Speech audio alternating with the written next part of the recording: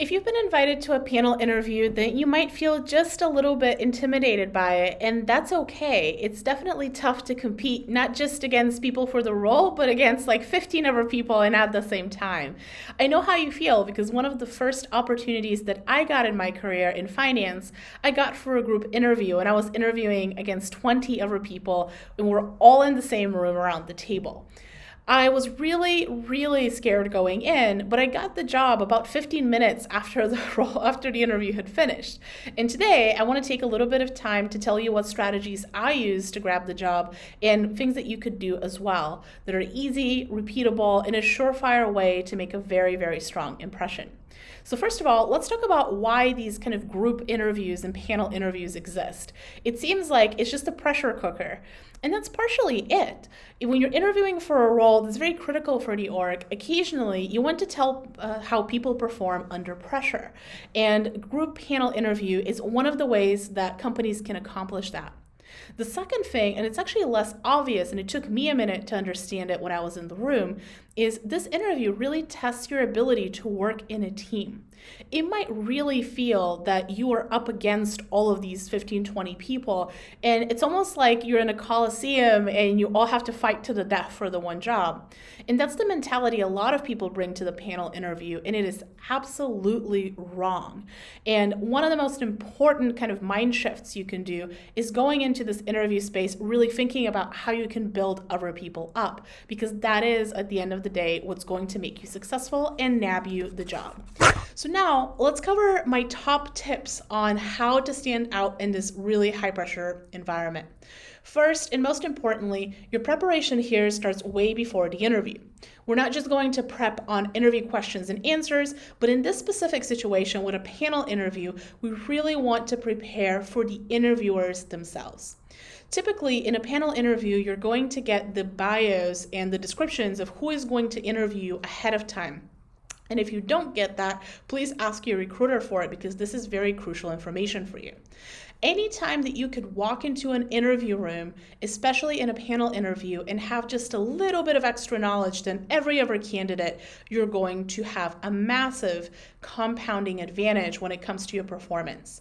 Do things like research these folks' LinkedIn profiles and their posting activity, look at whether they're active on Medium or Twitter, learn a little bit more about the company, about the department that they represent, or about the product that they work on, and just have like a one-pager cheat sheet. If you're going to do a video panel, have that right behind your screen and make sure to remind yourself what are things that you can bring up in your answers that other candidates might not have had the time or opportunity to research.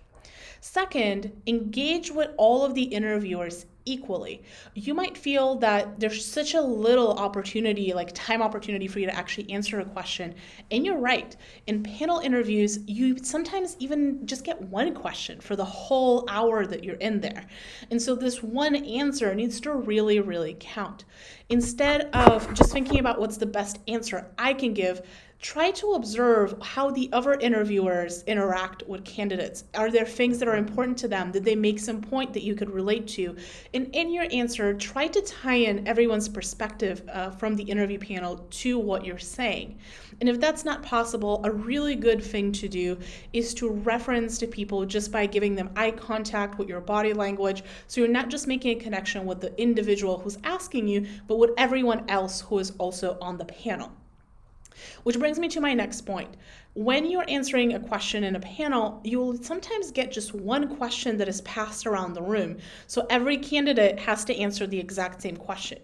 What if you're in the middle or you're at the very end of the interview and everyone has given a good answer so far, and now it's your turn and you can't come up with anything better than what has been said already? This is one of the major choke points in terms of anxiety in this panel setting, and it's something that you can absolutely overcome and shine through if you use this strategy. And it's very simple.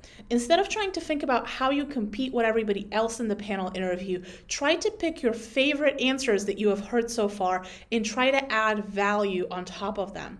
So if someone gave an exceptional example on how they can improve a process, call them out for giving an exceptional example and build on compliment, say what else can be done or what else can be optimized about their example, emphasize why you agree with them and why you think that solution is superior.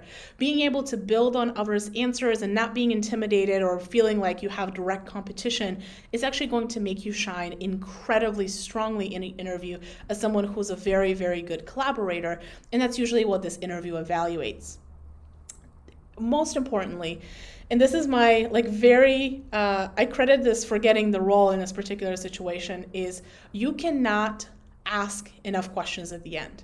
As much as we're coming into the room prepared with content, so prepared knowing who the interviewers are, you should come in prepared to ask really pointed questions. And as the interview goes on, accumulate more and more questions that you could ask that are very specific to the person who's interviewing you or to the role. If you ask questions at the end, you're going to stand out sometimes even more than you stood out for your answers. And this is what really shows interest in the role. This is what really differentiates you to other candidates. Really the ability to show that you have genuinely listened throughout the entire panel and that listening has brought you to some insights about the role, has developed your empathy towards who's in the role already, and you really stand out for just being able to engage on what the company really needs versus your just personal interest in working there. At the very end, when the interview is over and you walk away, whether you're physically walking away or whether this was a virtual interview that you just finished, immediately, and I mean immediately, not 5 minutes after it's over, you should be ready with a thank you note. And not a thank you note that oversells you. This is what people do wrong. It's a thank you note that really focuses on your observation in the interview. Very similar to the questions we asked at the end. Talk about what are things that you noticed that you really liked about the people, the culture, the way the role was described. Talk about your understanding of the role and where you could contribute value, but without overselling yourself. And last but not least, show empathy for who this role serves and how you can help promote better service or how you can help further the goals of this role towards the end user. Those are my top tips on how to handle a panel interview. I hope that they're helpful to you, and I'm very excited to hear how your interviews improve once you use them. Follow our channel on YouTube for more tips and tricks on acing the interview process.